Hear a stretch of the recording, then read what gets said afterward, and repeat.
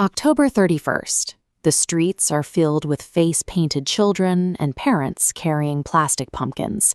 It is a quiet, predictable evening in town. Then, a heavy steel hammer swings through the dark. It strikes Jet from behind, leaving her bleeding on the wet pavement. Jet survives the attack, but the physical damage is severe. The trauma fractures her memory and severely compromises her cognitive function. This is the central conflict in Holly Jackson's thriller, Not Quite Dead Yet. Jet is forced to investigate her own attempted murder, relying on a brain that is actively failing her.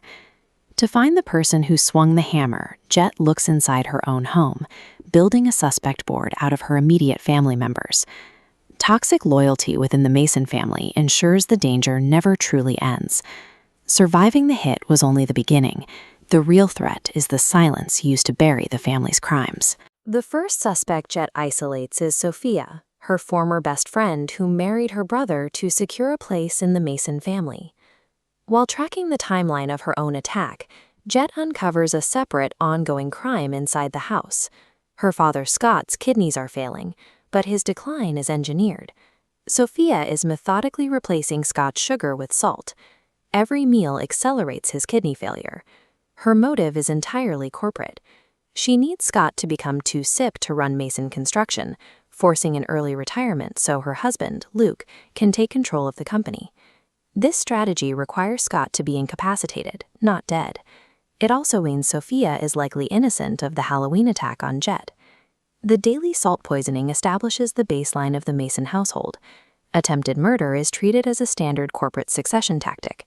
Other residents are showing signs of panic. Henry, an outsider to the family, begins acting erratically and purchases an unregistered firearm.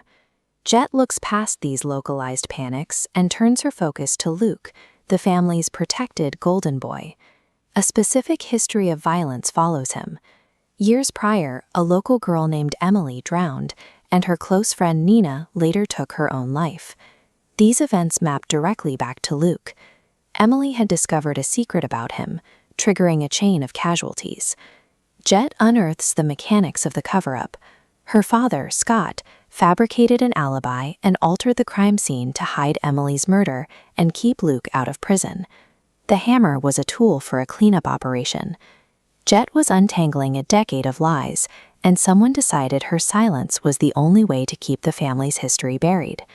The person holding the hammer is the local police officer. He is also the father of Billy, the boy Jet loves. A biological link connects the crimes. The police officer is Luke's biological father, making Luke and Billy half-brothers. The officer used his position to fabricate alibis and cover up Emily's murder, protecting his illegitimate son from exposure. On Halloween night, he used a spare key to enter Jet's home, took his own son Billy's hammer, and struck Jet down. Relying on municipal schedules, he buried the hammer and Jet's phone at the Mason construction site, ensuring wet concrete would permanently seal the evidence hours later. After finishing the job, he simply sat in his police cruiser and calmly waited for the 911 call to come over the radio. The violence on Halloween was not the work of a stranger.